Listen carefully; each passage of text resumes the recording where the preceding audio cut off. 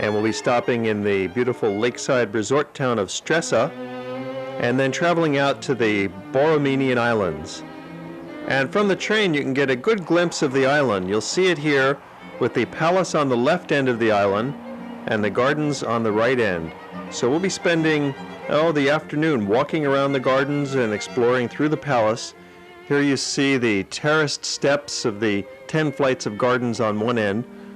And the town of Stresa itself is quite a beautiful spot. It has a lakefront promenade with formally fashioned gardens. There's beautiful fountains. Stresa is one of the most magnificent watering places on the lake for its splendor of visions and freshness of climate, variety of walks, and completeness of resort hotel accommodations and sports facilities nearby. Lots of room to wander here, places for the kids to frolic and splash around by the fountain. The story of Stresa tends to diverge from the nearby places since in the 18th century, villas began to be built there, increasing in number in the 19th century, and then accompanied by these imposing resort hotels. But the real attraction is the islands, and to get there, you've got to take a little boat trip. Now, there's a variety of private boat operators. You can buy a ticket for one island or two islands or all three islands if you wish to, and you go out in a little craft like this. It takes just about 10 minutes to ride out there and costs about $30 or a little bit more if you stop at the other two islands. Here we see Isola Madre. We'll not be stopping here, but this is also open to the public with gardens laid out in the formal Italian style. And on this island, the natural element of vegetation prevails over the human factor. And then there's the smaller Island of the Fishermen. This island is also open to the public, and there are several restaurants, and you can even spend the night in a small inn on the island. It's loved by artists for the picturesque quality of the old buildings crowded together, and there's narrow back lanes that you can stroll through, stepping back hundreds of years in history. The island has been perfectly preserved because of its isolation offshore from the mainland.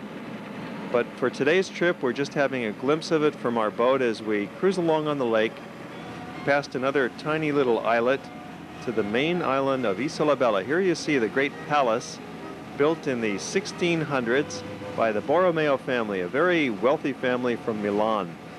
An aerial view of the island showing you the palace at one end, the gardens at the other with their 10 terraces stepping down to the formal Italian Baroque gardens of Isola Bella.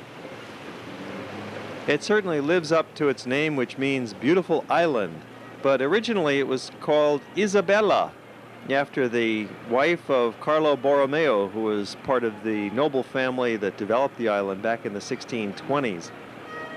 So your boat pulls right into the dock and you immediately find yourself surrounded by a tiny little village. The island consists of three parts. There's the palace, there's the gardens, and there's a little village, which is a remnant from the old days when fishermen lived here. The Borromeo family still owns almost the entire island, although some of these homes are private homes owned by shop owners and fishermen even today. And when you travel in the off-season, as we are here in late March, there's not very many other tourists around. So you almost gain the illusion that this is a semi-deserted little medieval village that's still there, lost in time somewhere, just waiting for you to discover it. Of course, it is very popular with the tourists, and right away you're then reminded and confronted with the tourist stands and the t-shirts and the towels with the lake emblazoned on them. You can buy your postcards there, and yet there's charming and little picturesque alleyways and sidewalk cafes and restaurants waiting to greet you on Isola Bella. Real people live here. There's the homes, and there's the great palace. The construction was begun in the 1620s and completed in 1671, built for the Borromeo family. It's built in the typical Italian Baroque style. It looks slightly plain on the outside, but the interior is a grandiose scheme of high ornamentation. This is the Great Hall. It was started back in the 1620s, and it was not completed until 1958. There's numerous rooms that are open to the public in the palace. The family still owns the palace and lives here occasionally. There's quite a few important art treasures. Here's the Grand Ballroom. It's one of the most elegant rooms in the palace with a definite neoclassical architecture and decorations in the Empire style. There are classical columns and mirrors and medallions of the family and classical statues carved in marble. As we descend the staircase, we enter the world of the grottoes in the basement. The 6 grotto rooms constitute the most picturesque part of the palace for their decorative effect in light and dark stones, with constantly new scenes depicting an underwater world of dolphins, whales, seashells, and marine fauna and flora. It's a fanciful complex of rooms conceived as a summer vacation, a place to get away from the heat. Their location near the water and the ornamentation, combined with a subtle psychological effect, make them places of rest and refreshment. Today they would be known as naturally air-conditioned rooms with the breezes blowing in off the lake. These bizarre caverns provide a shady and restful place to which to retire on hot summer days. Re-entering the Great Hall and admiring the vast Baroque cupola, again not completed until the 1950s, but done in the old Baroque Italian style. Entering one room after another filled with art treasures. There's even some paintings here by Annibale Carracci, and then we enter the tapestry room, showing some of the finest Flemish tapestries still in existence anywhere in Europe today. On leaving the Tapestry Gallery, we find ourselves in a small courtyard with a statue of Diana, and then we climb the architecturally splendid steps that lead us up into the garden itself. Most of the structure here is built of granite and marble. Another aerial view showing the palace that we've just left and the gardens in the middle of the island. And we'll be walking all around this small island and seeing the terraces and cypress trees and many other kinds of plants scattered throughout the island. Through the main gates, we right away come across what looks like a big stage setting. This is called the Amphitheater Garden and presents a spectacular sight. It was able to constitute a stage for open-air performances for the Borromeo family, in which case the pit was formed by the garden itself. The architecture, made of variously colored stones, has vaguely the shape of a shell. The whole is embellished by a crowd of statues crowning pillars and obelisks with gestures of astonished admiration, or even with the charming movement of infants. Some of the statues symbolize Lake Maggiore and its main rivers and the 4 elements of earth, air, fire, and water, according to the old cosmology. Rounded shrubs in huge terracotta pots accent the staircase as we climb to the top to admire the cluster of statues. The original plan of this garden was closely connected with the design of the palace constructed at the same time. It has always constituted an organic whole with the buildings around it. It's a typical example of a classical Italian garden of the 17th century, crowned by the symbol of the unicorn, which is the family emblem of the Borromeo family. And now, standing in the midst of the gardens themselves, let me recap for you our total experience. We're now going to pay a visit to the beautiful gardens on the Borromenian Islands. These are located just off the lakeshore from the town of Stresa in the Italian lake country in northern Italy. And these gardens are some of the most beautiful Baroque gardens ever created. They're done in the very formal Italian Baroque style with statues and grottos, beautiful trees and flowers. It's a very peaceful and romantic spot to walk around. And there's also an incredible palace that was built by the Borromenian family with a lot of important artworks inside the palace. So let's have a look at this true gem in the Italian Lake District. When Carlo Borromeo III in the first half of the 17th century set about transforming Isola Bella into a place of delight, he entrusted the direction of the work into the hands of a certain landscape architect named Vismara. Vismara belonged to a noted family of sculptors and decorators who enjoyed an excellent reputation among members of the upper class of Milan society, for whom they made statues and carried out other decorative works for balconies and parks. Here we have a glimpse of the results of his labor 300 years later. This section's called the Garden of Love, and you can begin to see why. There's a mosaic maze of small shrubbery in a classic Italian style. Each part of the island is divided into a different thematic aspect of the gardens. Here you see the top of the 10 terraces, emulating the ancient hanging gardens of Babylon. The garden shows a tendency to symmetry with a perspective arrangement of avenues and terraces. The whole is inserted harmoniously into the surrounding landscape. There are resting places and connecting elements such as niches, nymphs' temples, fountains, pools, and grottoes, all densely populated by statues and decorative sculptures. And everywhere around you see views of the shimmering lake, with frequent boat traffic coming to and fro.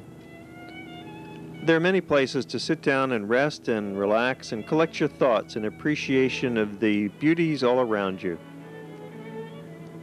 The plants and the colorful patches of the flower gardens are interspersed with decorative architectonic elements, sculptural groups, and leafy branches moved by the wind.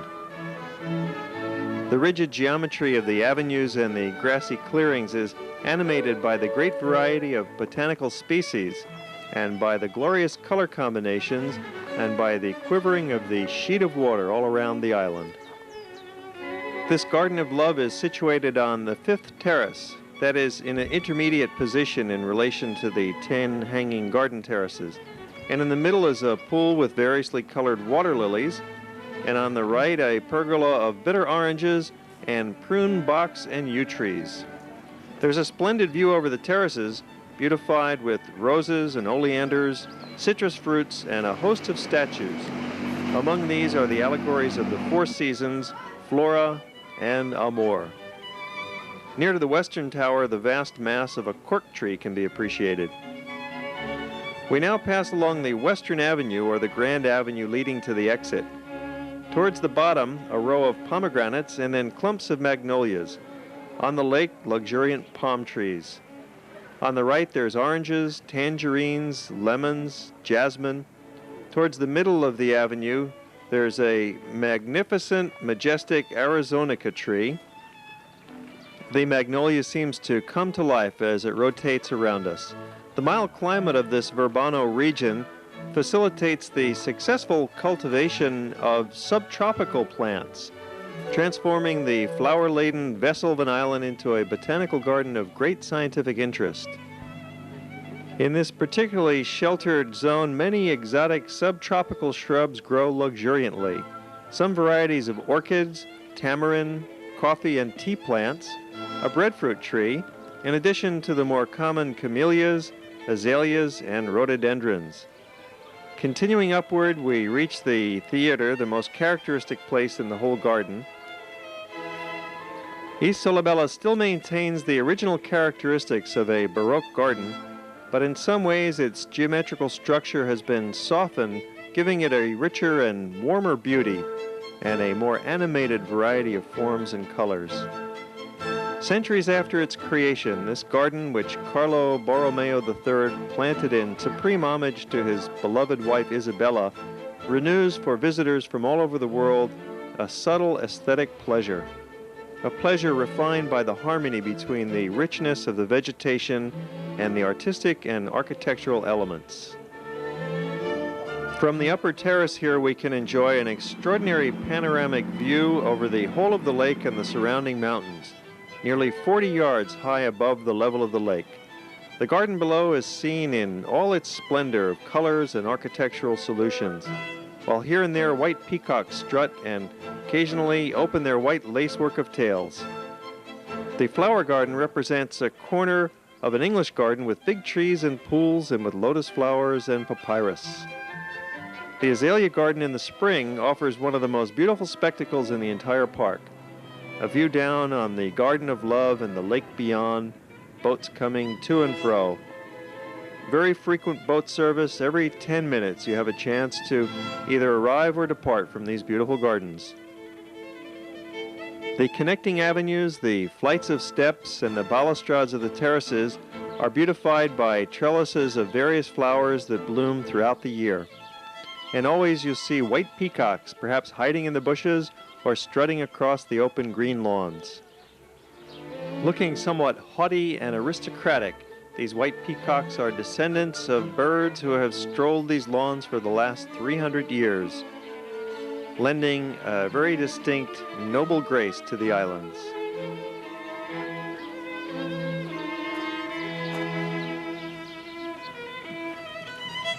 In the 17th century, a veritable army of laborers and craftsmen worked on the island. Carvers, plasterers, mosaicists, architects, landscape architects, they all worked with great competence and precision and brought the whole complex project to its grand conclusion. Palace and gardens were thus conceived together as a single project in which the decorative, the monumental, and the imitative were fused together in an extraordinary example of the Baroque spirit. These gardens are so hypnotic that you'll spend more time here than planned and leave with a feeling of regret that you've seen the gardens of paradise and now you're descending back into the mortal coil of tourist stands and souvenir shops, back to reality, back to the little village on Isola Bella. But even this village is cute and has a certain characteristic that extends from the palace and the gracious gardens themselves. You can have lunch, you could have dinner, there's a small inn, you could spend the night on this island if you wish, but more likely you'll just putter about for 15 minutes or so and do a bit of shopping and wait for the next boat ride to take you back to the town of Stresa. You might have a coffee while you wait and admire the appearance of these well-maintained old buildings all around you. These down-to-earth structures are relatively humble compared to the grandiose palace and the Baroque gardens, and they complete the picture. This is a real miniature world in microcosm. This is the village, we've seen the palace, we've been through the gardens. One gets a feeling of satisfaction and completeness as you wait for your boat ride to take you back to the other side. In fact, this entire island can be conceived of as a boat adrift at sea. The triangular shape of the island vaguely recalls the hull of a ship, and the early architects helped to achieve an effect of a calmed and motionless sailing vessel by correcting the outline of the island and creating the hanging gardens shaped like a truncated pyramid. This was the stern of the boat, and there's a pointed bow of the boat. As we sail away, we're recalling the images of the early architects who created this grand illusion for us. These early designers, in fact, visualized the island of Isola Bella as a gigantic vessel, motionless on a calm expanse of the lake. After all, it was the Baroque age, and hence a fiction of this kind was fully consonant with the spirit of the times. Arriving back in Stresa, we enjoy the promenade from the water and a view of some of the deluxe hotels and resort palaces that line the shores of the lake at Stresa. There's a small boat harbor, numerous boats coming to and fro, and it's a chance to stretch your sea legs and get some fresh air out here on the lake. The town of Stresa itself has many attractions, including a zoological garden, and particularly the views and vistas from each point of the town. The fountain is quite charming, and nearby there's refreshment stands and park benches. You can sit back and relax, take a stroll, walk through the old part of town, if you will. And one of the most interesting activities is eating, particularly when it comes to gelato. A classic little gelato stand here right on the shores of the lake will give you a nice refreshing lift after your busy afternoon out on the island. Towering over Stresa is the mountainous peak of Motorone, nearly 5,000 feet high. It's served by a cable car, and you can also drive up there, and from the top you get a panorama that includes Lake Maggiore and 5 other lakes. Stresa on the shores of Lake Maggiore is not the only resort town in the area. Nearby is Boveno, a famous lake spa and holiday town. Palanza is the seat of the rural district of Verbania, is one of the most delightful little towns on the other side of the lake because of the charm of its marvelous gardens and its panoramic views. The shores of Lake Maggiore offer an infinite variety of picturesque scenery, wild and luxuriant, bounded by sheer rugged mountains that fall away almost level with the plains of the coast of the lake. The lake itself is continually changing. The shores of the northern end, which is part of the Swiss Republic, look like a Swiss lake with just an odd Italian corner. Well, now it's time to leave Stresa and head back to Milano. The station is just about a half a mile away from the boat dock, so this is a small town. It's very convenient to simply walk about. You don't need a car when you're in Stresa. If you've arrived by train, you can get some information at the train station, and they'll direct you right down to the town.